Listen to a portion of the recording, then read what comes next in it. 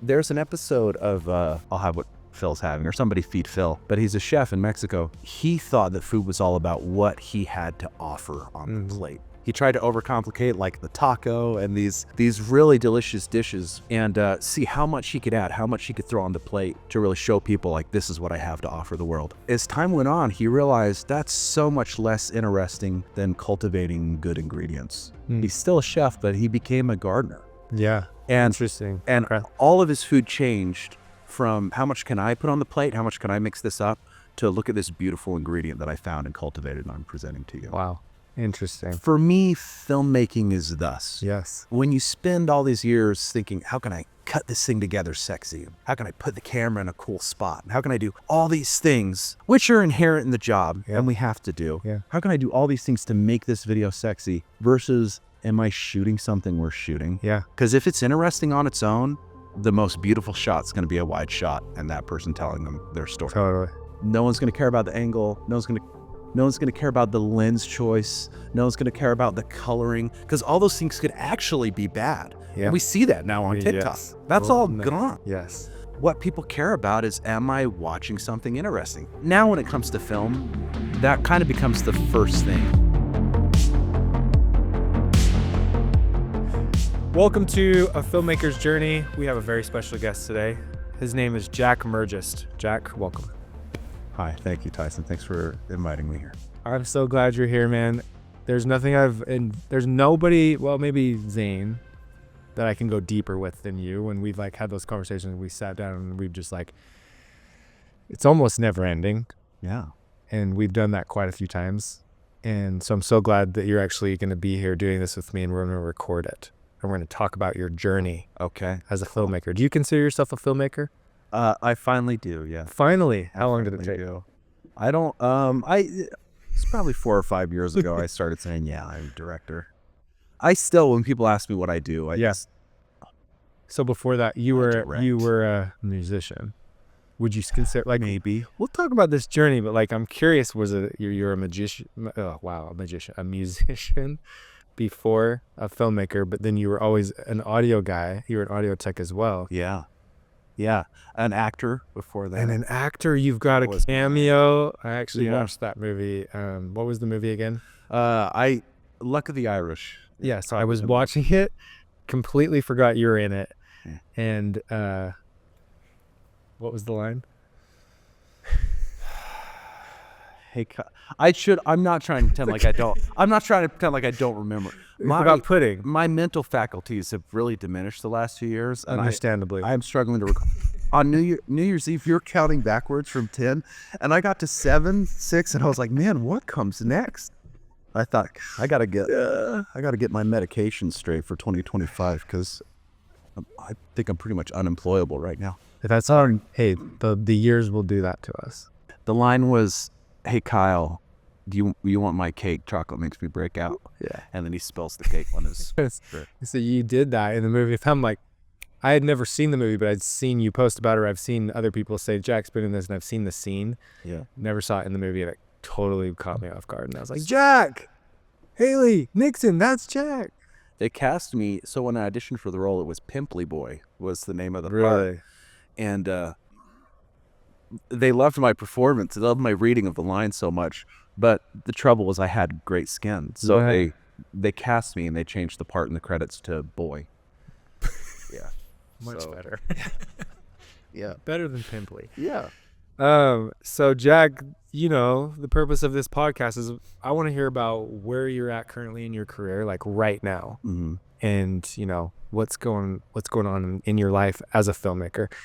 And then once we kind of figure that out, let's bring it all the way back to that moment that you decided to be a filmmaker. And that's what's interesting about your story is, like you said, you came from a totally different avenue, and then I think you realized you're very talented. And I've been trying to help you understand that for a lot of years. You're one of the most amazing minds, seriously, that I've been in contact with. And so I want to hear it. I want to hear about where you're at right now, and then let's go back. But let's start with where you're at.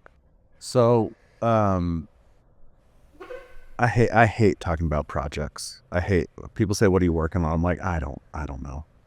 I'm trying a new bread recipe. Like that's what I want to talk about. Yeah. And that's probably Coffee, bread. I do. And that's probably the most accurate depiction of where I'm at is I think making as much mental space as I can for not film things while still being able to work on film things. Yeah. And so that's what interests me most. That's interesting. If you look at my, I think my Instagram bio, which I don't even get on Instagram anymore because it feels like work. Like I've really been kind of trying to detox a lot about the film world the last year. Little plug, I would hurt a fly. Yes. And and you see, I think it's father, filmmaker, musician, coffee roaster is just a lot. My bio. You're an artist. I appreciate that. Yeah. And I am into self-discovery and expression, and I like seeing that from other people. So if filmmaking is the avenue, then that's where I want to be. As far as like actual film projects, I have been lucky to land in the TV world, and so I spent the last year in post on a documentary that I'm really excited about, and a mini series. Really? And we're going to try and sell that at the beginning of this year. I am still doing documentary TV series type things, whether it's in sports or a TV show I work on called Making Good. We just shot a special for Making Good in the fall, and you've worked on that show. Heck yeah. And we're editing that together right now. And then I'm making the jump into narrative television this year and actually writing a pilot for a TV show this month, which is totally scary. Whoa. So when you say you're making that jump, is this like a totally like you're on your own, or you already have like a thing? Like you've got someone that's bought it, you're writing? Yeah. So we congratulations. We pitched. TV is so hard and scary right now, especially narrative, because everyone's trying to figure out. Yeah. Television is kind of dead. Yeah. Streaming is alive. And I've been in like the live television world trying to figure out streaming. And so many people are pitching show ideas right now because everyone is still trying to figure out how to dominate the streaming game. And everyone wants that freaking viral paycheck that so many TV shows are providing right now, and they just go nuts. We're king. Totally. And so, it's exciting to have two shows right now. One that I'm at the end of that will hopefully sell and be one of those Tiger King-like shows. Yeah. And then the other one is this narrative show is just a syrupy, sweet, fun show. So we pitched it in the fall and got a development deal from that. And now we're writing it. So very cool, man. You're my third guest, but you're like killing it. Good job. I appreciate that. Yeah, you're doing, I think, what a lot of people want to be doing. I've been really lucky. Good job. Because I think a lot of me still. It's like you said, I still struggle to call myself a director or filmmaker or writer, whatever those. Yeah. Because I kind of feel like I'll get figured out at some point. And I feel like there's a couple times where I've come close to getting figured out. What does that mean? I think I know what you mean, but I'm curious, like, what that means. You were telling me that you're thing not about real. I'm a B cam guy. Yeah. Like I'm not. I don't run the thing. Yeah. And I don't know. I guess the difference between someone who's running the thing and being run is it probably comes down to their problem solving skills. Yeah. And not their ability to have the best idea in the room, but their ability to recognize what the best idea is. Yeah. And I don't know how good I am at those things, but I've slowly realized that I might be okay at those two skills. Yes. And that's why. And it kind of has maybe starting to come naturally, and you're starting to realize that's a thing. Yeah. Are you having like some imposter syndrome? Like, what do you mean by like? Always imposter syndrome in everything. I love music, Tyson. And I've actually been writing a ton of music this last year. And I don't release anything or finish anything because I don't know. I don't know if I'm afraid that I think people won't like it. Yeah. Because anytime I do anything music, people love it. And they're like, why are you doing this? Yes. You remember when we were about to compose something? It was so sad I didn't end up going through. Oh, is that true? Dude, I do remember that. It was the Lumio project. Zane sent me what you gave him, and it was going to be special. And then the project didn't happen. But that happens so often in this industry, is like, pitch us your ideas and then you hope to use it later in another capacity. Totally. It's the story. That's the story of my life, is having a bunch of ideas shot down and then having the courage to still be ready with another one, man. And that happens in the small, like in a small sense on set, and it happens in a big sense too. And I don't know if I'm over it. I sit in my house waiting for like an email from someone saying they're disappointed in me. Yeah, dude, totally. And you're only as good as your next film. Yeah. Your next idea. You really are. Oh my gosh, I feel this to my soul. This is why we can go deep, is like, you know, just talk. You're like in it. Yeah, always, dude. I know. Drowning in it. I'm just kidding. Well, that's amazing. But what I meant by like you're doing a lot. You're doing it. Like you're talking about doing television it's something that's already being produced and being it's been sold. It's just not just an idea. It's actually happening. I've worked with you on Making Good. You're a director. You're the guy. You're like, that show isn't what it is without you, and obviously Kirby and everyone else that's involved. But like, you are such a key piece, and you've been in every episode at this point, right? Every single one. Amazing. How many is that now? Appreciate that, man. 60 and a special. Yeah, dude, I edited was in a special. 4. Is that all? Hard, dude. I know I edited. Your edits are so good, though. It was so hard.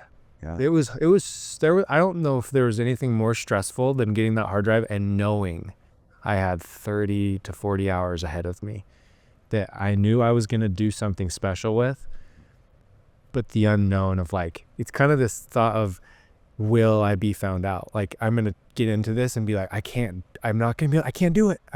How do I get something done? Take days of content and turn it into 30 minutes. I feel that, where it's like, but then you end up doing it and you get through it. And then I think that's pretty cool. But anyway, the Making Good thing, like, you're directing it, you're guiding it, you're doing a lot of things. I think that people watching this, maybe the younger kids or people that are in a different career and want to do something, like you're a director, you're being creative. They want to get to your point. And that's what I mean by like, you're doing it, man. Like, people, my hope is they're watching this and they're looking up to you right now. All right, man. Far out. Yeah. Yeah, dude. Yeah. My head is exploding. Yeah, no, seriously. So let's rewind that clock back, because I think your story is going to be super interesting, where I am going to assume that when you've decided to be an artist, and by artist, I mean you do music, you mix audio, you are a director, you're one of the best coffee brewers. Is that the right term? Roaster. Roaster. I wouldn't claim to be a brewer, but my wife's a brewer. But yeah. Roaster's more technical. What'd she end up getting? The Calphalon espresso machine? Is that what she? The one I sent you the picture of. Honestly, I believe it was the Calphalon. And it's already. Oh, then she bought a bean grinder. Okay. So she grinds her own beans now. That doesn't take long. Yeah, she's really into it. And I'm just not much of a coffee drinker. I love it, but like, I just drink too much like pre-workout, and just, it's probably because of the pre-workout I start my day with. Is just, I don't need more caffeine. Anyway, I love to drink it, but she loves to make it, and I've loved watching that. And then you are also a chef. Those are my favorite videos on Instagram of you when you're creating food, man. Yeah. And you've probably heard this from so many people. You're so fun to watch because you articulate, and you like, I can taste it when you're describing what you're eating. So anyway, you're an artist in so many different things, and that's why I'm like, rewind the clock. I doubt you were like, I'm going to be a director or a writer for a TV show one day. Maybe you did. I don't know. That's what we're about to find out. When did you first, I don't even know, there probably wasn't even a moment. Like, when did you decide you were going down a route to artistry? Since I was preschool, kindergarten age, I remember vividly the first interactions I had with my dad and my older brother was me saying that I wanted to be a dancer. I wanted to be a dancer. No way. And they were like, you're not going to be a dancer. That's, words that you could use in the 80s that we don't use anymore. Nope. And they hit me hard with it. And doggone it, I became a dancer. Of course you did. Yeah, so I danced, like I clogged and danced growing up, and I always wanted to play the guitar. So as far back as I can remember, I had those dreams of playing guitar, performing. And so I always did. I never, Tom Cruise is my favorite actor. And like when I was a kid, we'd play Top Gun and I was always Maverick. Yeah. And like I always had a desire to do creative stuff. And my childhood was just a series of like dominoes falling into place so that I could finally like get a hold of guitar. I got my first guitar when I was 15 years old. And I started writing songs on it as soon as I had it. Yeah. And then there's video evidence. As a kid, I wanted to be a director. I was a huge Star Wars fan. Huge Rocky fan. I wanted to make the next Star Wars. I didn't understand that now we live in a world where like you would just actually direct Star Wars. Yeah. And then lose everything. That's the dream, is to get a Star Wars deal or a Marvel deal and then just disappear. Yeah. Just make the money and then bomb. But that's a whole, I mean, I just spit all over your table. You're good. That's a whole other thing. Yeah. But yeah, no, there is video evidence. When I was in Florida, I was a part of this.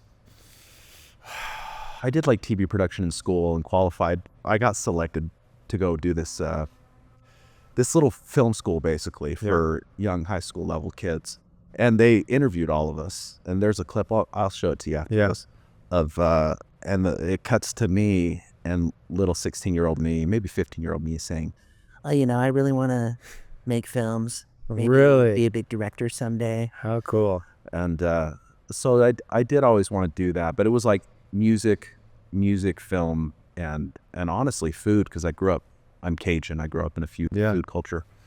Were always things that I loved. It was just a matter of which one I would pursue or which one was working at the time. Yeah. So fast forward to That's amazing. Going to college. My mom is an advisor at BYU. I would have never thought of going to BYU. Yeah. I thought of going to school in Florida or going to like Full Sail, one of those places. Yeah, I remember Full Sail. And when you're in Florida, like, they take in and you do the tour. Yeah. I remember seeing Full Sail when we went to a recording studio there, and the engineer was like, "Yeah, we had Creed in here last week, and we recorded." I'm like, "No, Creed is here. Come going to Full Sail." Yeah, and I was at Art Institute. Yeah, I went. You did? I did a semester at the Art Institute, and it was a joke. It was a joke. Are you still in debt from it? Are you still paying it off? No, I paid that. But like my audio teacher, he was a painter, and he kept bragging about his paintings, and they were incredible. Knew a little bit about audio, and we get into the software, and it was Audition, Adobe Audition at that time. All right. And he's like, "Okay, so anybody in here know like how to use this really well?" And I'm like, "Are you kidding?" And so I was like, I know how to use it pretty good. And he's like, "Cool, I might have to have you help me teach this semester." And that's literally what the whole class was going to be about, Audition and how to mix with Audition. And I about died. I was like, "You're kidding." And then he'd go off on tangents about paintings. I'm like, "This is what this is." I actually talked to the dean. Wow, I'm really going off on a tangent here. I talked to the dean and I called him out on it. I was like, "This is nothing but a business." He's like, "No, well, like we need, let's try next semester." I'm like, "I'm out." Oh, well, and they tried hard to keep me. Anyway, I left. It was bad. I think the biggest thing, and you can find it anywhere, it's like the biggest thing you end up getting out of education are the people that you meet. Yeah, 100%. It's hard and the projects you make while you're there. And it's fun to realize that still kind of comes down to you, though. Like, I'm sure there's stuff that professors taught me, like stuff that stayed with me. And maybe I would count the good profs as the friends that I made. But if you're not making stuff, if you're not, it's hard to, I think, be excited about getting a degree. But you went to BYU, which is super textbook. Yeah. Like they're not super hands-on, right? Like that's why I went to UVU, because I remember hearing that. And Utah was similar, but not. UVU was just hands-on, so I went there. But you went to BYU. What did you start at? So I decided I wanted to study music there, which I didn't know how I was going to make money as a musician, but I was always recording my own music. Yeah. And you got to remember, this was like I was recording my music in the early 2000s, and technology is totally different. Yeah. Like the barrier to entry to make your own music, make your own films was much higher. Yeah, especially making it good. And Quality. and it was really time consuming. We forget the way filmmaking has been the last 10 years. Really, it has been the last 10 years. And it was totally different before that. Yeah. But yeah, I got into BYU. I don't know how, because I've never been a good student, ever. I struggle to show up to class, turn things in on time. I'd never get good grades. And the American school system probably failed me at every single turn. Most of my education was showing up after school and scrubbing floors, so I didn't fail classes. Like just smoozing your way through it. Like terrible student. And yeah, it's really just talking my way through it. But you come to my bedroom and you hear these great little rock albums or these little movies on VHS that I would like. But I struggled to find my place in the education system that worked for me. Luckily, though, along the way, I met people. Anyway, I got into BYU.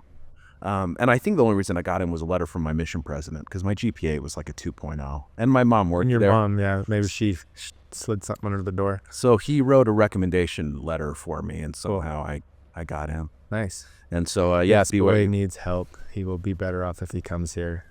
I think so. Yeah. I don't know if I hadn't. I'd probably be working. I had a great job for Provo City at the time. Yeah. And that's probably where I'd be. I'd probably be working in like power and customer service at Provo City. Crazy. If I didn't. So, That's cool. That's great. Then it worked. Yeah, it did. That whatever recommendation or whatever help you get in was great. So thank you to them. It was. Yeah. Good. I mean, I haven't been to a mission reunion. And but that's another podcast. Yeah, that's a whole other thing. We're talking about a filmmaker's journey. Yeah. Yeah, and then everything else is kind of a blur. I know the day I got my degree, I went to... Yeah, I graduated from BYU, and it was in media music. So kind of a minor in film, I straddled film scoring and composition heavily. I straddled recording and producing. And I think a lot of those skills translated into me becoming a decent editor in post. Yeah. And I love musicians that edit, because I feel like they're rhythmic. Yeah. For me, music is my number one feedback on an edit is going to be take this song out, put this song in, and cut. Fix the pacing, hit those beats, man. Yep. Something you're feeling. Something you're really good at. I remember getting that feedback from you, and it was fun. Like, we jived at refinement at that time. That's right. Yeah, before Victor. I remember James Terry, man. There was one time James Terry was editing this music video for this guy, and it was shot in a studio on grand piano, and it's a ballad. It was like Christian ballad, heartfelt. And James got the cut done in like 2 hours. Yeah. And I was like, oh, you finished that music video? He's like, yeah, man, I just put some Dre on my headphones and just cut it together. Didn't even listen to it. No. You're kidding me. Dude. That's amazing. And we watched the music video, and it was all glide cam, cut. I'm like, dude, this needs to be on the wire. Yeah. For like 30 seconds. Yeah, there's no filler. That's so funny, though. Put on some Dre. Yeah, you put on some Dre and cut it together. We sent it. The guy loved it, I think. So that's great. What do I know? Hey, I have learned that lesson, bro. I'm sure you have. It's like you got to let go. Yeah. I know.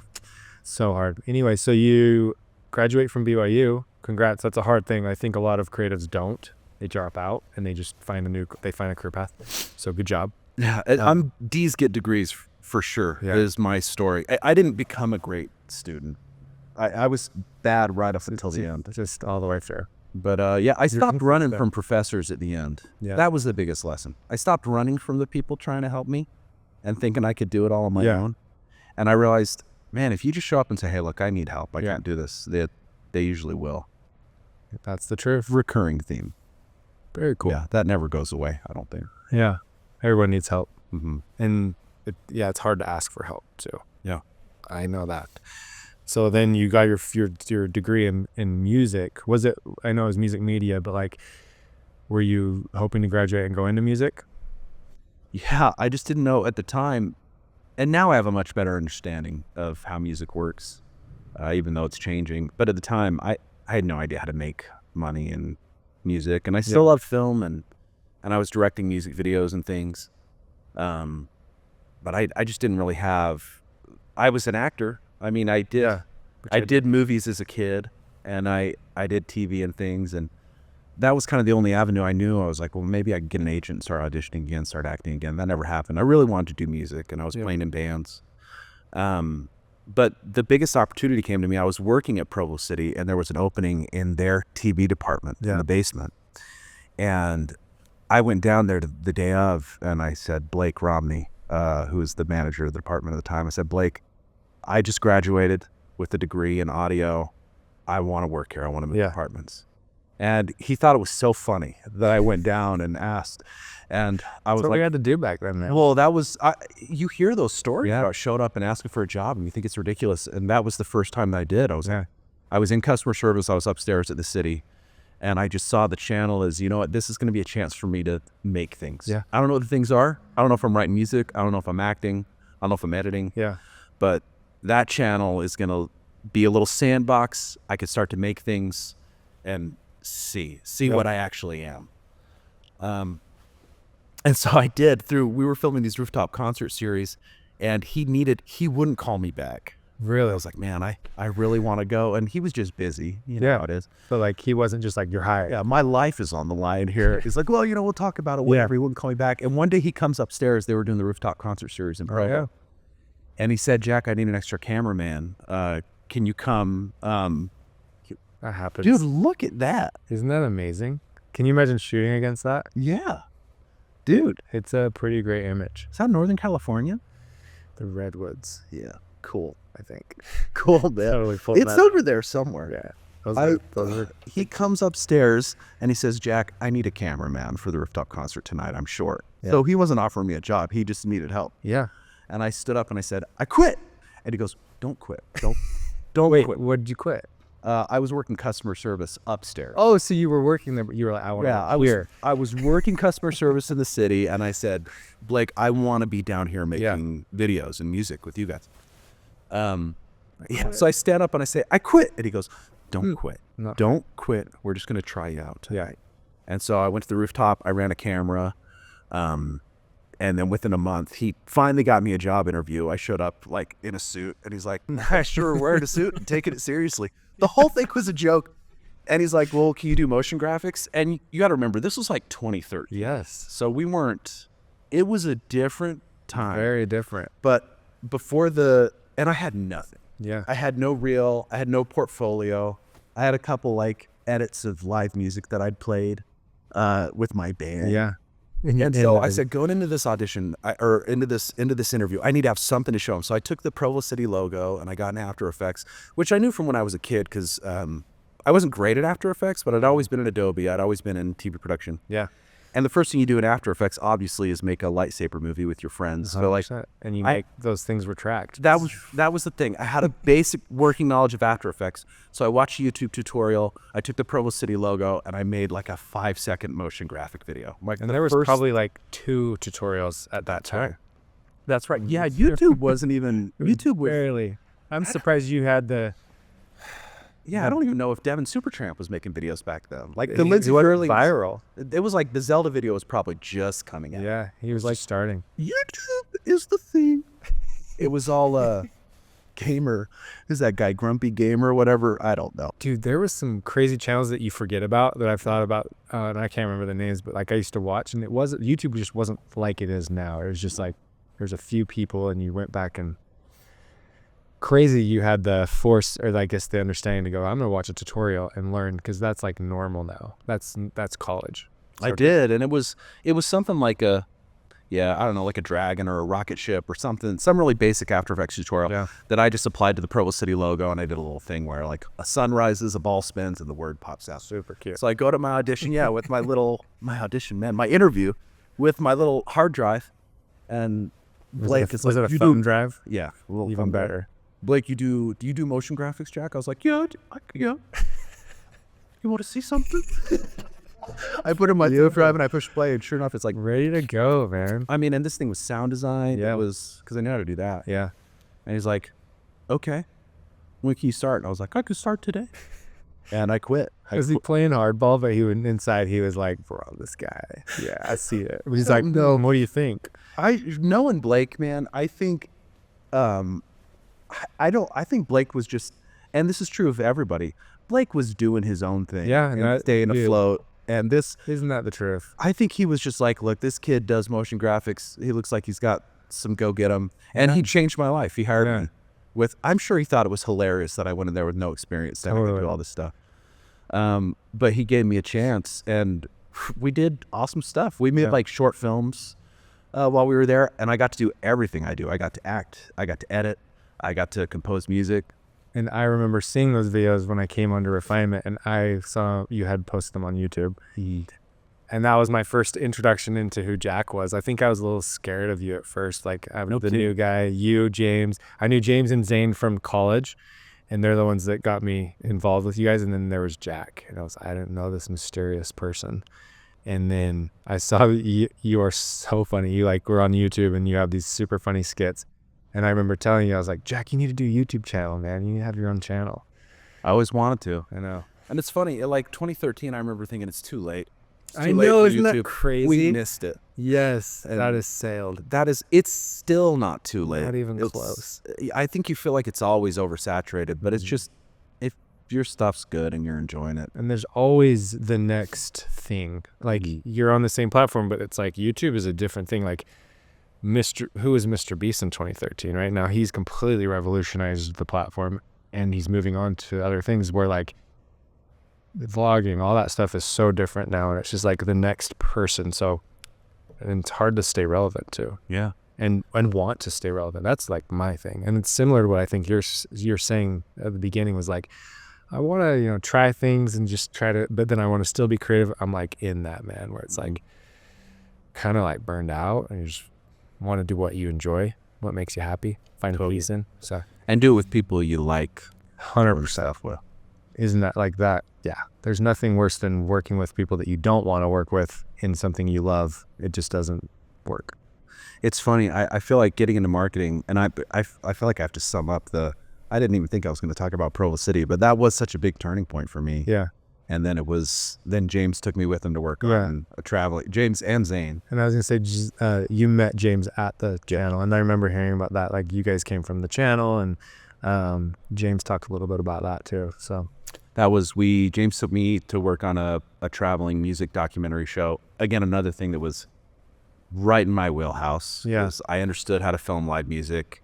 I understood music itself. Like, I just happened, with the rooftop concerts at Provo and with that music show, I really lucked out because they exploited, I think, what are a really particular set of skills. Like, I wasn't really a good storyteller back then. I didn't know it. I wasn't a good writer, but I was a good musician, and I was a good editor out of the gate.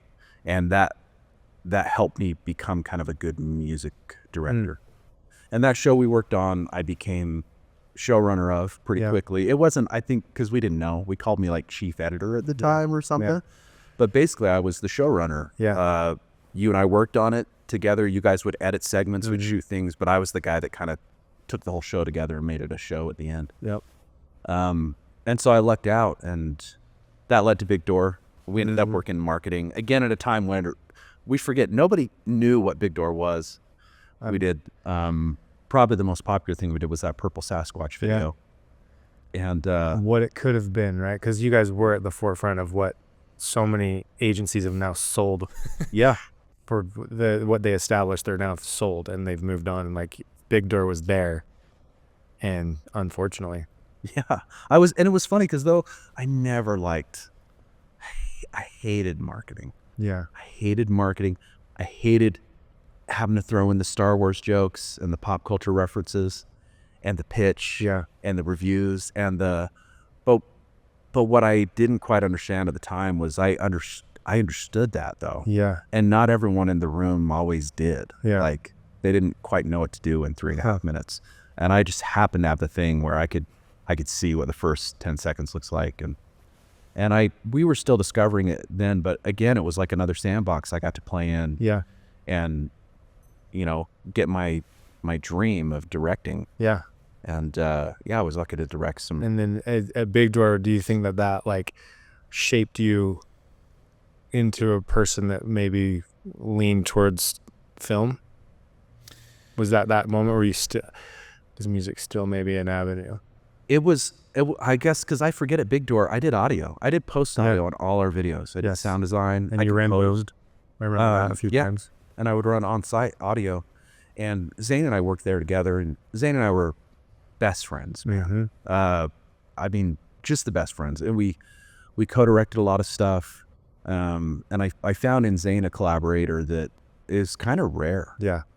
When you can just sit in a room with someone and chip away at an idea. And then Zane had the opportunity to go to Devon Supertramp, and I was so mad at him when I left. And I regret the night he told So me. mad when he left. Yeah. Yeah. And at him. I Yeah. remember when he left, and man, And it was my fault. So, dude, Did you know that? because you were there first. I right? was the one that. Did you know that we were scheming? He was working for Devon for like a month, trying out the position, and he couldn't let Big Door know. I did. Did you know about it? I did. Yeah. Okay.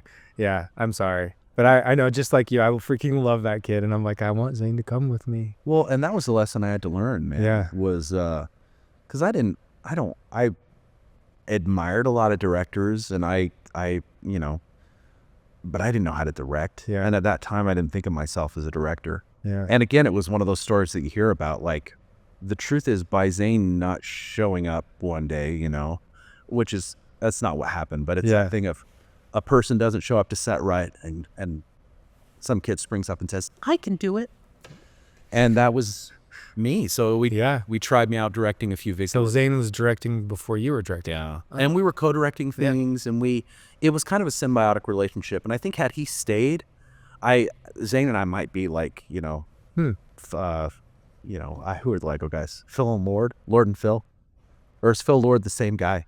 I don't know. Or like the Coen brothers, Yeah. or we just had a great workflow together. Oh, interesting. Like you would have been like the Stranger Things brothers. What is that? Or what are their names? The not the Russos.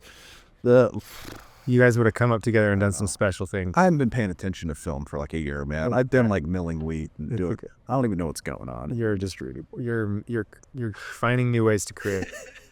But I just love Zane so much, and when he said he was leaving, I was so mad. Yeah. I wasn't even worried about like what we were gonna do. I was so mad that he was leaving, and I feel bad about that. Really? Because that's the worst thing you could do as a friend. Yeah. But or as a coworker. Understandable. Yeah, and I was surprised with a gem like Zane. That's the thing is I think I was surprised at myself for being. I didn't know how to process the feelings. He took me out to dinner. We went to Ruby River in Provo, the steakhouse, and that's where he told me. That's very official. It's like, dude, he's like, what do you think? And it wasn't like, should I go? Or he was like, I'm going to Debbie's. Yeah. I was like, cool. Come on, man. You gotta do what's best for you, I guess. But no, but Zane leaving actually allowed me to thrive and be on my own, to direct some things, and I found out I had an knack for it. Very cool. And then I got a call from Cosmic in Benton. Yeah, I remember that. And we talked a few times, and I ended up going in and talking to them. They had a new TV show they had made a one-sheet for and pitched called Making Good, and they needed a showrunner. Dude, I remember you brought me in to see that first pilot in San Francisco that you did.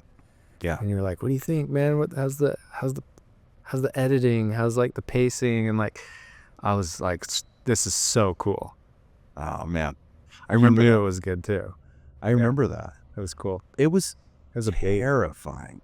It was funny. I remember interviewing with Cosmic, and they're like, so what have you done? I was like, well, I worked on a TV show for 2 seasons, and I was kind of the showrunner. Like, oh, how long did it take you to cut a show together? I'm like, well, our turnaround was like 2 to 3 weeks. And then they'd seen some of the videos I'd directed. Yeah. And I thought this was just like a normal interaction. Now that I've kind of sat on the other side of the table, going back and picturing myself in their shoes, interviewing myself, I would have been like, dude, slam dunk. This guy's worked on a TV show. Yeah. Like, they didn't know that it was on ABC4 at 11 o'clock at night. Like, they did, and I didn't know. I wasn't even trying to like sell myself. It was just saying my experience. Yeah. And they were like, dude, slam dunk. You want to work on this show? And I was like, sure. So Making Good was a 1-page at the time. Right. And it was based on a show called Turning Point that was on BYU TV. Yeah. And Greg Kiefer, the guy who created the show, essentially the pitch was that Turning Point is not bingeable. These heavy, emotional stories. And Turning Point was a show about nonprofits and founders and what their turning point was when they decided to help other people in certain organization. It's heavy, it's emotional. He's like, you can't binge it. He's like, I want to make Turning Point bingeable. So he said, what if we gave it a host and made it funny? And then his pitch was so great. It's a one page, like, it's Turning Point, but we're going to give it a host and make it funny. And like, you flip the page around and the host is going to be Kirby Hayborn. And that was it. And that was what he showed to me. I was like, you guys got Kirby. Yeah, Kirby, I man. love Kirby.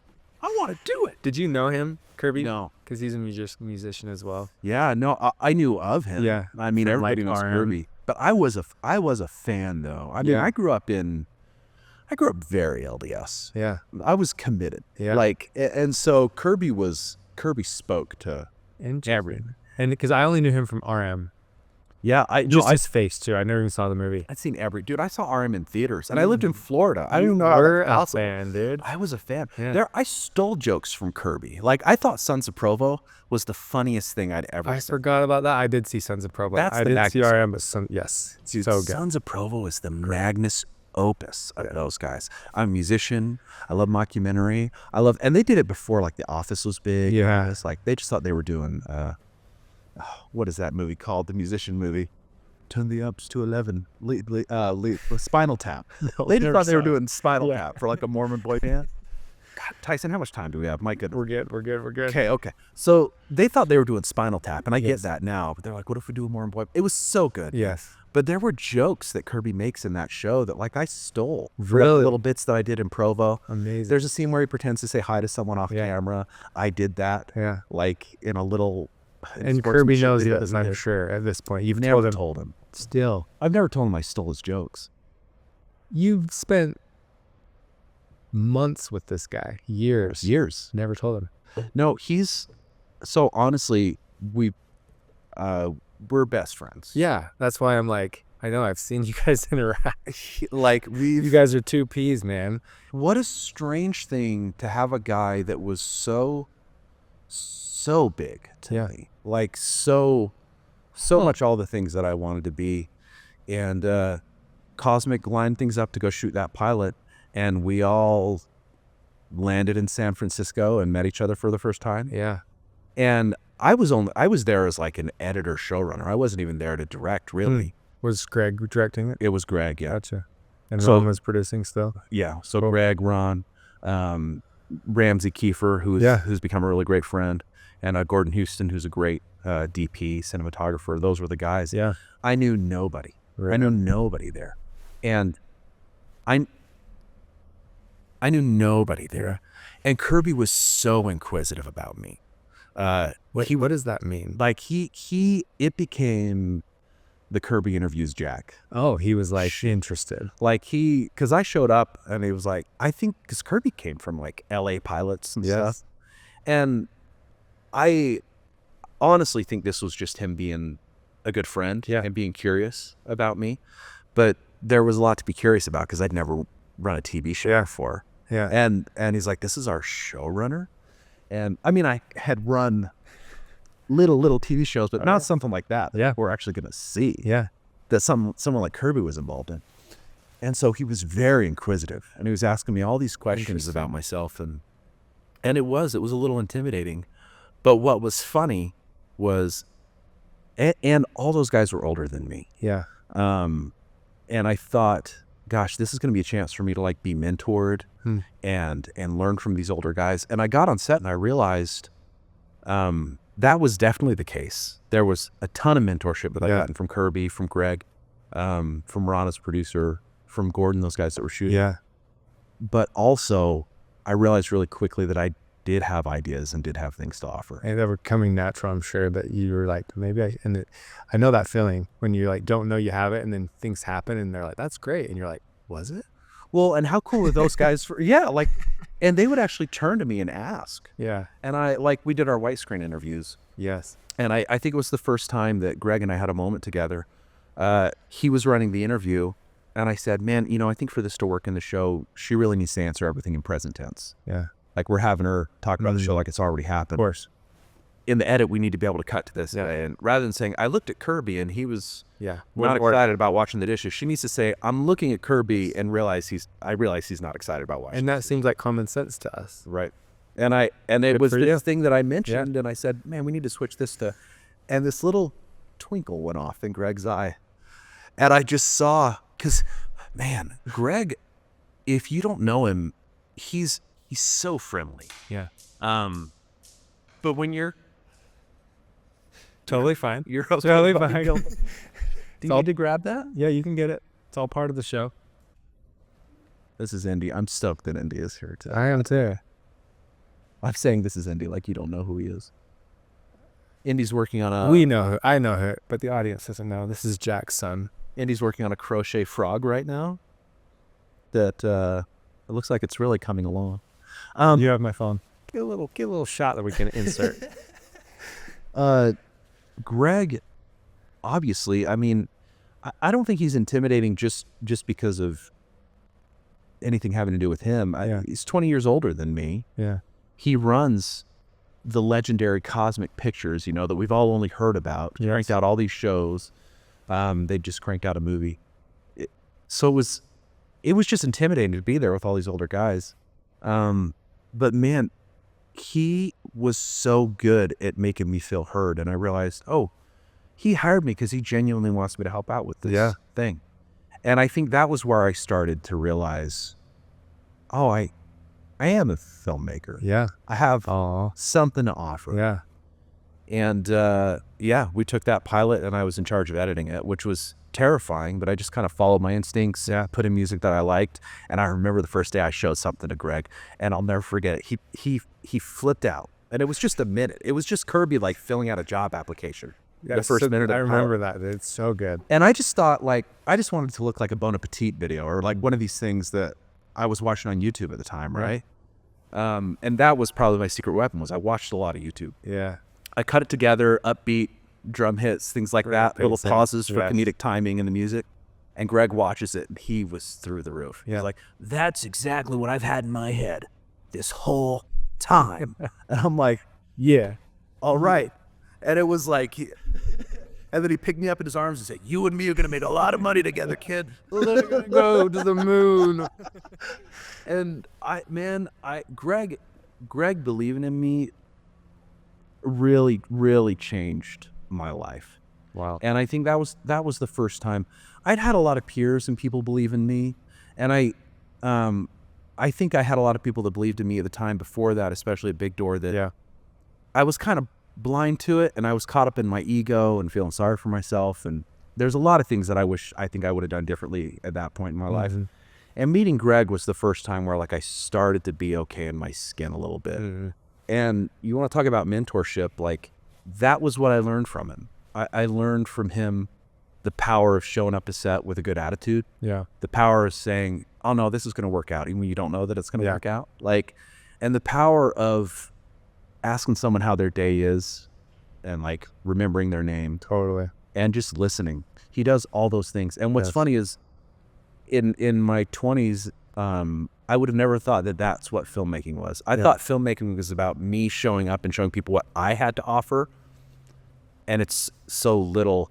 The biggest thing you can offer is being a good listener. Yeah. And being able to discern when you're hearing good things or not, being kind to people. Yeah. Greg did all these things. I realized directing actually happens behind the scenes. Yeah. Anyway. And that's been the last 6-7 years of my life now, is working on those projects. 60 plus episodes, you said? Yeah. Wow. Yeah. 60 episodes later. That's a lot. And I was just thinking about, because I came on one shoot out of all of those shoots you've done, if you even remember. Yeah. The one Farm in rescue. North Dakota. That was my first interaction with Ron and Greg and Kirby.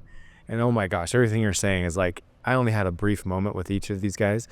But when I was intimidated by Kirby just because I had edited his videos, and then he's famous. And but my gosh, just immediately, he's your best friend. He's so, like you said, I think he's curious and wants to get to know you, and made me feel so special. And then Greg, same thing. When I was on set, it was just he wasn't around us much because you, me, and James were kind of just off doing our thing with Kirby. And then, but when he was there, I think he even left early. It was that same thing. I didn't feel like I was a B camera operator, which I was.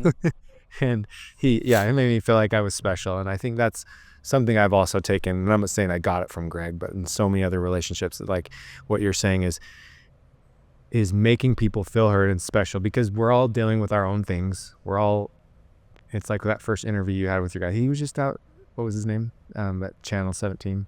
Blake, he's living his life, man. He's got struggles. You just don't think that in the early days because these people are on a pedestal in our lives or in our minds.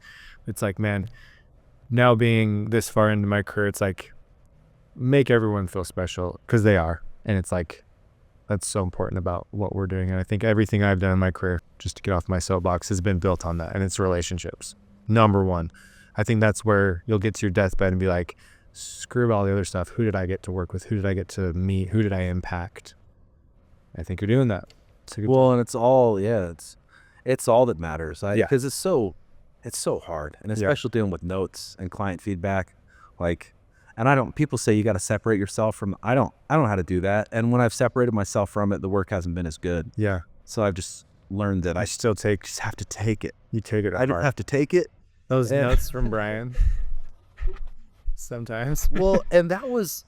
Do you laugh about that now? Am I okay saying that? Well, okay. And he knows, like, he's I'm that guy on the other end. I'm the guy giving notes now, and I don't care. I'm just like, and people are probably like, oh. Well, and it's ouch. He became another mentor for me, though, right? Really? And that was the thing when I didn't fight against it, and there was so much on the line. I mean, this was a new TV show. Yes. And I realized I just have to take these notes. Yeah. And I have to make it work. Like, I can't be caught up in my creative vision anymore. And once I became malleable by him, I had to realize, like, it wasn't about whether the note was good or bad. It's just you have a thing in your head and someone else is coming in to mess with it. And I had to let that shit go. Yeah. Like, you got to let that go, bro. Yes. You got to let it go. I haven't, but I understand. You're working on it. I understand that needs to happen. Yeah. And you got to be able to take notes. Yes. And it was funny with Making Good, things shifted really quickly to where I was no longer just supervising the edit. I became a co-director and then director on that, and was kind of in charge of the thing. And that transition happened. I remember you were full-time employee, and then you became a freelancer. Yeah. And that's, I think, when you took that stuff, like they're hiring you as the director now, right? Yeah. Okay. Yeah. There was, and it was a lot, man. It's so much. And I think what I've learned about myself is being in-house, trying to make filmmaking a 9 to 5. I know there are guys that works for. Yeah. But when you've got like kind of a creative brain. Yeah. Or at least I used to. I don't know if I do as much. Now it just feels like static, bro. But everyone that's listening right now is going, this guy is special, man. You got a creative mind. It doesn't shut off at 5 o'clock. No. And it doesn't turn on at 9 a.m. Nope. And it comes with you. It goes everywhere. That's the thing. And so working full time just became, for me, it became too much. Yeah. And that's another thing that Cosmic was so cool when I finally came and said, look, guys, I want to do this show, but I've got to do something different. Yeah. Because that was the first time that I think I just never really worked in that capacity for that long. It was like around the 3rd season.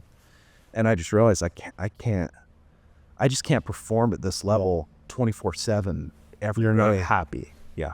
Yeah. And they were so cool, and they reworked a deal so that like I wouldn't have to show up if work wasn't happening. I just turned freelance. Yeah. And that also allowed me to kind of work with some other people and do different things. So I mean, they've been Greg and Janine, who manages at Cosmic. I mean, they've been so good to me and really changed my life. And these projects that are coming up in 2025 are still tied to Cosmic. So cool. So that's been a really good relationship for me. That's so cool. And I find that so similar, like with even Zane. He said the same thing. Like, he worked for me 9 to 5, and he couldn't.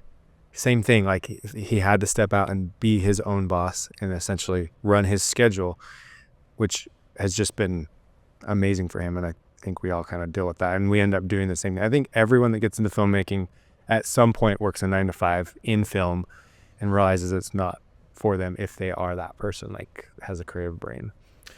Well, and you meet enough people that you start to understand that everyone is different. Yeah. And I didn't always understand that. Yeah. I didn't understand, because so much of our discussions are like, why doesn't so-and-so understand this? Why Yeah. doesn't this client get this? Or why doesn't my soup get this? Or why doesn't, this cameraman get this? Or why doesn't the actor get this? Or that director get this? Or it's, like, nobody gets it, man.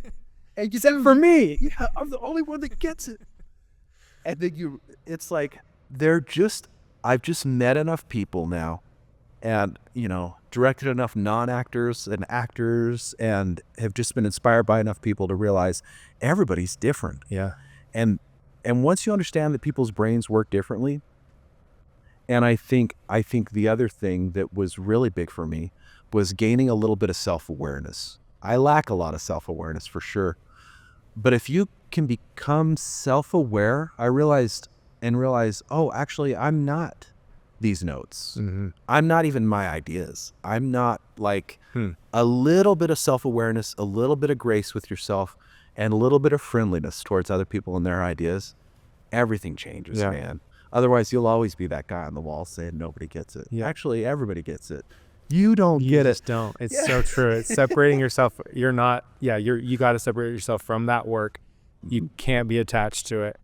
That's powerful. That's like huge maturing is the thing I keep thinking about is the character that we are playing, right? We have become this person, and Jim Carrey says it better than anybody. It's like we're just a character that we've made up, and we're being that character. It's like separate yourself from that person, and that's a big part of not being attached to notes and people's opinions. And when you do that, man, that's freedom. That's like, it's a slippery slope though, because then eventually the you go down the Jim Carrey route and go, wait, who is Jim Carrey? I'm not. it's so true. If I'm not my thoughts and if I'm not my body, and then you get in the Who am I? and you Who am I? start trying to spend more time with your kids. And actually do good things. But dude, the life's journey, man, that's so cool. The what I was gonna get to next is it's interesting because you went from full-time to being a freelancer. I asked the same question to James because I think I even asked it to Zane, but you're an entrepreneur as well. You've got a company, Torque Gymnastics, your I'm wife. probably married to the entrepreneur. You're married. Okay. You're married. You're not super involved in the business. This I believe this is the filmmaker thing. I'm probably an entrepreneur. you are. That's On what my I'm getting LinkedIn at. page, it says that I am one. That's what I'm getting But at. I don't like to tell people, Yeah. So that's I what don't I'm getting wanna at. dime me You a little stepped bit. out of being working for someone. You work for yourself now, Yeah. and you've seen the power in that, and you've seen the flexibility. You've seen the joy that can come with doing that. It's scary, and a lot of people find after they do it, it's not scary, and it's also it's like if you've built great relationships, you're gonna be fine. You can always reach out. What I'm getting at is you're a freelancer. You also have seen a business and it's running. Your wife runs it, and I'm sure she's not always having to be there, right? She's got coaches. I'm curious. You're a filmmaker. You're creative. Is there an avenue? And I already know the answer to this. That you are no longer doing the work. Maybe you're a Greg, and you have a business, or you are, you're the guy that's doing the deals. Is there a path in that? Like, is that an avenue that you want to take, or are you just like, I want to just be a one-man band in film, or eventually stop all that and just cook Yeah. and roast? Curious about the next phase, I guess. When it comes to film, Yeah. I think I'm most interested in making things. Yes. And given I don't think I'm interested in running a film-related business. Or like having a production studio, having a kind of, I don't believe that's me. Yeah, and that's why I said I knew the answer. I think I knew that answer. The reason I'll ask you to tell you the reason I ask it is having the freedom, right? Mm-hmm. That I think you've felt a little bit like you're making money only if you work. Totally. Yeah. I think my strategy has been trying to get non-film things into my life. Okay. because I've gotten to a point now. Making good taught me, man. I thought like maybe it was marketing, or maybe it was when I went into making good, like maybe I just didn't like marketing, or I didn't like. And what I realized is that I'm just a dadgum sensitive, that I struggle to work on things that I'm not truly invested in, or that I don't think are actually worth showing someone. Yeah. There's an episode of well, the chef's on. He did Parts Unknown, and he also did I'll Have What Phil's Having, or Somebody Feed Phil. But he's a chef in Mexico, and he talks about early in his career, and he's multiple Michelin star, one of the best chefs in the world, and he has a restaurant in Mexico City. And he said early in his career, he thought that food was all about what he had to offer on the plate, and he tried to overcomplicate like the taco and these really delicious dishes, and see how much he could add, how much he could throw on the plate to really show people like, this is what I have to offer the world. And as time went on, he realized that's so much less interesting than cultivating good ingredients. He's still a chef, but he became a gardener. Yeah. And Interesting. And Okay. all of his food changed from how much can I put on the plate, how much can I mix this up, to look at this beautiful ingredient that I found and cultivated and I'm presenting to you. Wow. And so Interesting. for me, filmmaking is thus. Yes. When you spend all these years thinking, how can I cut this thing together sexy? How can I put the camera in a cool spot? And how can I do all these things, which are inherent in the job and we have to do? Yeah. How can I do all these things to make this video sexy versus, am I shooting something worth shooting? Yeah. Because if it's interesting on its own, the most beautiful shot's going to be a wide shot and that person telling them their story. Totally. No one's going to care about the angle. No one's going to care about the lens choice. No one's going to care about the coloring, because all those things could actually be bad. Yeah. And we see that now on TikTok. Yes. That's Well, all no. gone. Yes. What people care about is, am I watching something interesting? So now when it comes to film, that kind of becomes the first thing. Yeah. And I can't always choose that. Yeah. I'm not, I'm nobody. Like, if there's a paycheck, I'll show up at, the Jag just show will come through the door, and we'll try to, which I'm learning people are pretty burnt out on, but that's Whatever. no, that's my first question is, are we shooting something interesting? Then everything else becomes a lot easier. And so it's got to the point where with film projects, I mean, making good is so interesting. These people are so interesting, and these stories are so worthwhile.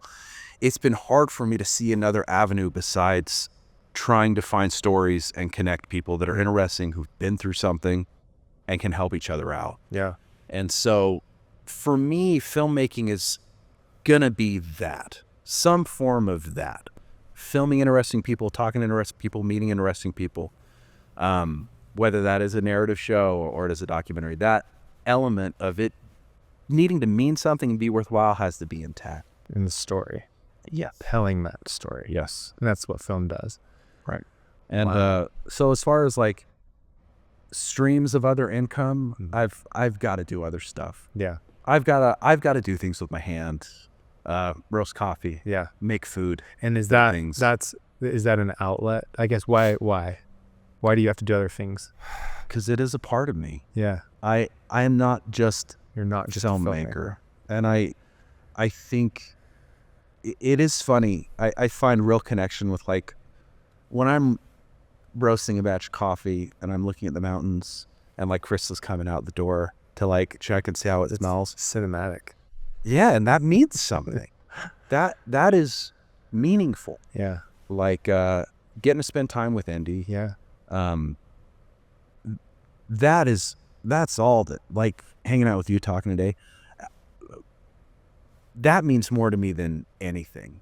Amazing. That it because it is the only thing. Yeah. I might not survive 2025. You know what I'm saying? Uh-huh. And that is a very real thing. Yeah. And so I've got to look back and say, man, have I really spent that time the way that I wanted to spend it? Totally. And the trick is, you got to make money. You got to support. Yeah, and that was part of it. Is like, well, you still gotta make money, but like you are a true artist, and you know that. You have to know it, Jack. I know you're like, no, I'm not. No, Like you, Slave to it, man. yeah, you are. My goodness. Like that's what's amazing is when I've gotten to this point, I've changed, right? I started creative, but I think I always knew I would go down this entrepreneur business route. I actually really enjoy it. When I talk to someone like you, like, yeah, you're just tried and true artist. Like you don't need one avenue to express that. Like you express it through so many different ways. And that's why, like, yeah, that's why I think starting that question out of like, how did it start? And it's like, you're just born that way. Like you are, and you just can do all these different things, which is cool. And I enjoy watching it when you do. I know you're not on Instagram right now, but I appreciate it. I miss the old cooking shows and the what was the YouTube show called? Jack Roast Coffee. Jack Roast Coffee. So Jack Roast Coffee is still happening. That was art. It is still happening. Like you're still posting? No, You're it's just okay. Cause like I haven't seen anything. There's some things happening behind the scenes. Oh, Season 2 is gonna, But so this will be something you'll share. there's gonna be season 2. Okay, you're not just doing it for yourself because you're an artist. You're gonna share it with us. Yeah, no, I needed. Yeah, I mean, Jack Roast Coffee came to me at a time in my life where people are always saying like, what do how do you do it? How do you do film? And number one answer is make stuff. Yeah. It will always be make stuff. Make something that you, like you said, you enjoy and you want to share. It's worth seeing and sharing. And that was Jack Roast Coffee became like just my chance to make things and sit on a shot of Just nothing for a for as while. long as I want. Yeah. Do that. And then you got the little fade of Well, and you and I talked, and you're like, yeah, well, man, but you got to think about discoverability, right? Like, this thing is so good. How can you get it into like 10, 15 seconds, 30 seconds? I'm like, man, Tyson, I'm spending 30 seconds on a crossfade. Yeah. On a crossfade. Let's talk about that. Do you remember those long crossfades, bro? Oh, yeah. Oh, yeah. Yeah, dude. I hung on to those things. Yeah. Yeah. That's funny you bring that up because I'm over here talking about business and virality and like algorithm, and you're just like, man, I'm an artist, bro. I don't give a shit about that. It's true. It's true. Well, But that's pure, man. and I have to be, I can't, I don't just like wake up in the morning and pick up a paintbrush and I got to work. Like, Yeah, I got to do stuff. for sure. Well, and I have an awareness to ROI. Huh? And I know when I'm in a room with people who want to hear those things. And that's kind of part of the not even a show, just being sensitive to what this business is and being grateful, for any kind of green light you have. Because my goodness, I used to think, man, and it's kind of what Making Good has taught me. And as I go into these new projects this next year, man, a green light on an idea is a miracle every single time. Because I've seen really good ideas get shot down for whatever reason. I've seen bad ideas get greenlit. And man, if I've got the yes, if I've got the go ahead, I got to set aside whatever artistry I have. Yeah, and you got to make this. Keep it in the tank, use it when I need it. Yeah. But it's the version of me that shows up and needs to listen to ideas and do my best to be there on time. Yeah. and Play that show up game. with a smile and do it. And it makes a difference. And then you'll be able to inject a little bit of artistry in along the way. That's why you're there. And that's why you plan, you produce, you like make sure all of that's covered, and then when you have that extra time, it's like, let's try this. It makes no sense, but I've realized, especially as I've gone to different people, there is a part of me that values pre-production. Yeah. And not everyone's like that, I've realized. And I'm the type, bad student, always struggle to show up on time. I'm the type that shouldn't have that, but I did luck out that I really like research and development, and I really like making sure that I know what the thing is before I even show up on set and getting it in writing. And I found what that allows, if you can show up with a shot list, pictures, research, even like music, things in mind, on the day of, all you have to do is problem solve. Yes. All you have to do is listen for ideas, and all you have to do is change that plan. Yeah. Like, you've got a plan that's probably going to work. Yeah. At least you have a plan, and then you have room to be creative. Yeah. I think that's the biggest thing I learned with pre-production. I didn't do it in the early days, and that was one of the biggest things with Supertramp was we'd show up and just shoot. get what we caught. And then we started to realize you plan, and then when you execute the plan, or you need a problem solve, you already have a plan to build off of, and then it leaves so much room for like, let's actually try this angle too, or this emotion, or whatever we want to try. So pre-production, man, that's gold. It is. I would even like for my commercials, I would do, and I mean, we've shot together, so you've seen something, like I would even film a whole previs. Like Yes. actually get people in a room, figure out like my angles and all like the mundane stuff that I don't want to think about, and even cut it together. That blew my mind at Big Door. I remember those previs, like the walking leash. Yeah. You The guys dog collar. Yes, the dog collar.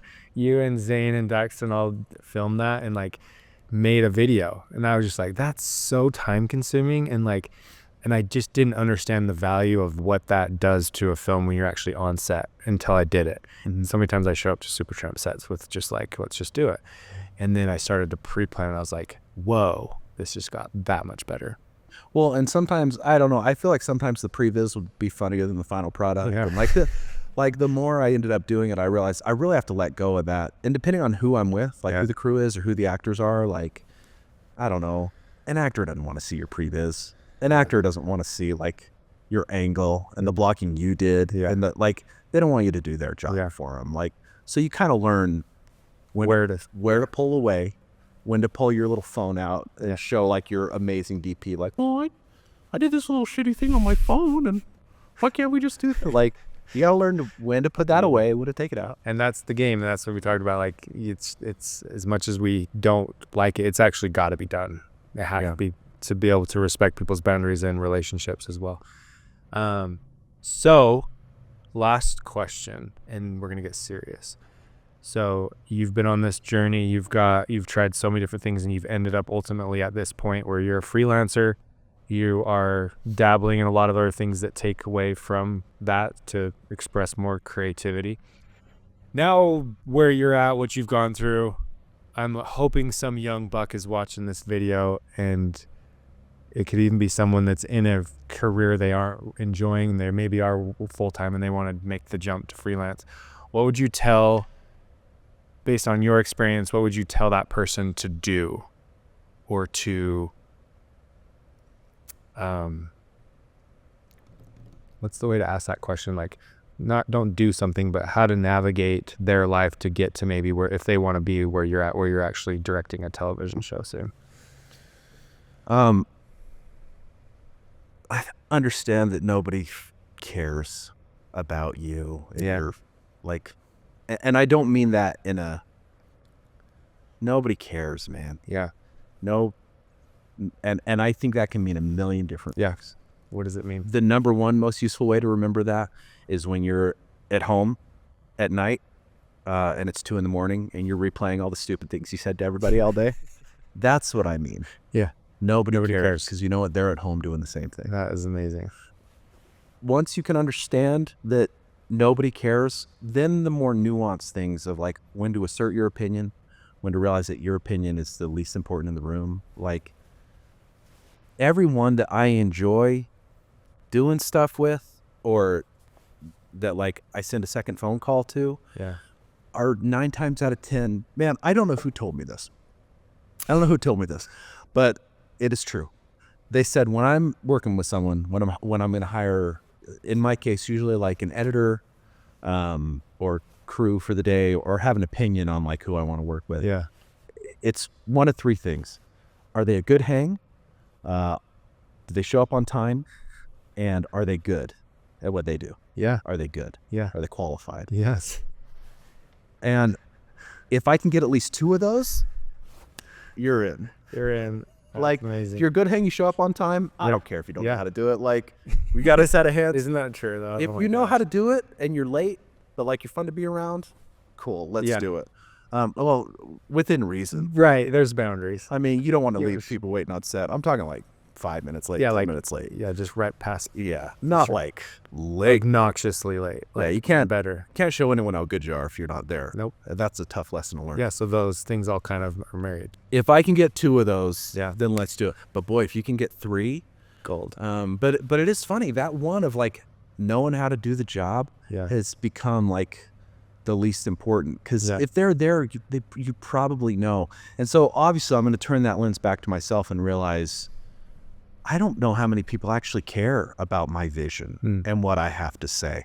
Like, I've already been hired because they saw something that I did and they liked. So that part is done. What's most important is that I show up and that I'm just a good hang. Yeah. And realize it's not that big. So I think if I'd known that 20 years sooner in my life expectancy would be double. Panic attacks, like heart conditions, late nights, staying up doing nothing, like circling a mouse for 12 hours, but when you said it sucks. Like all these hard, I was with Jared Gay, who is another person who's really inspired me, who I love. We were walking by a marketing company in Provo. We were walking by the building. It was 10:30 at night. I think he and I just filmed something together, a commercial, and we were just kind of defragging. And we walked. It was 10:30 at night on a Saturday night. And there was a kid inside this building. You could see through the windows, all by himself in his 20s, not like... Yeah, I imagine. Like, I just turned 40 this year. So for me, a kid is like a 36-year-old, you know? This kid all alone at 10:30 on a Saturday night doing who knows what at a computer, working. Yeah. And Jared and I looked at each other and I said, man, I wish he knew that absolutely no one is going to notice. Oh, yeah. That he did this. Yeah. You know what I mean? Yes, I absolutely know what you mean. Like, they're just going to expect that it was delivered. Like, he probably could have done that during work hours. He probably could have. So much of my burnout came from thinking that I had all these eyeballs on me, man. Yeah. And the only eyeball is just the people that saw that you were a good hang and you showed up and that you listened to people's ideas. So that really is my number one. And that's everything in life. Just figure out that nobody cares. Yes. And then once you do, you'll realize actually everybody cares and everyone's in the good way. Yes. It's so true. In fact, I'm learning. This is like, those three things are pretty amazing. And it's funny how they all kind of like, they all live together, but then you find that person with all three, and that's a hard find. But once you find those ones, those are the ones. Those are the true ones. But Tyson, do you have people in your life? I mean, and really thinking of it this way, do you have people in your life that have let you down? Yeah. Like that have professionally let you down? What? That have like professionally let you down? Like people that you like. And do you have, if it's someone that you like and they've let you down, would you call them again? Yeah. You would. You would. Of course. Do you go home at night thinking like, man, that cam-op blew it? What an idiot. No. Do you sit on the other side of your computer with the email written? And you say, maybe sometimes. Yeah. But sometimes we got to sit in those. Sometimes those interactions have to happen. Yeah. And sometimes I do get the suck it email. out. Like, Jack, you suck. And I'm like, you know what? Fair enough. Soak it in. Fair enough. You want to hang out tomorrow? Are we doing this or what? It's like, yeah. And it's like, once I realized that I don't do that, I don't hold. Sometimes I do. But I let people around me fail all the time. Yeah. So imagine, like, just let the people in your life love you, you know? And that, like, even when you screw up, those people are probably still going to want to work with you. Like, you'll probably still be able to feed your family. But it's a hard thing to learn, man. You kind of learn it through experiences. Yeah. You have to kind of learn it the hard way. Yeah. Well, this has been a joy. This has been a treat. It always is when we're hanging out, like, for real. We got to do this more often. Yeah. Not necessarily on podcast. Well, it doesn't even get, I don't know, the podcast, I feel like it takes an hour to, the first hour, you know, you get through the can. Are we just getting started? It's hour 2 where are we just getting started? Like, yeah. Now, well, it's true. We've cleared the surface, and now it's like, let's go underneath and get deep. Yeah. Let's talk about our childhoods. Let's talk about all the trauma that we're dealing with to this day. Tyson, you know, but I'm grateful for you. I think it's very sweet of you. It's sweet of you to say that I'm an artist, because I don't see it that way necessarily, but why you're an artist, because you don't. Well, and I think that's the value of having people like you in my life and realizing everybody's different, right? Yeah. Like, if you don't have to be everything for everyone, right? Right. That's yeah. I've been blessed to know you, Tyson. Oh, well, thanks, man. Full circle, like, yeah. That's why you're on this, is I want to talk to you. I want to go deep. But like I said, we got to do this more. We got to hang out some more. I'm spinning in my head right now because I had a really great question as you were talking and I completely lost it. I want it. I want to hear it. Oh no, it wasn't something I was going to bring on the podcast. It's something I was going to tell you afterwards. Okay. And I think it'll be interesting. You'll be like, oh wow. But yeah, it's deep, going deep type stuff that we've gone before. But we'll keep it off the podcast. Cool. Okay. Well, thanks for being here, Jack. And go get your boy Andy home. Thank you, man. You're on. Appreciate it, Ty. Okay, that's it. Let's cut. Good stuff, man. Are we hugging? What are we doing? We're dabbing. We're gonna dab it at the meat bud.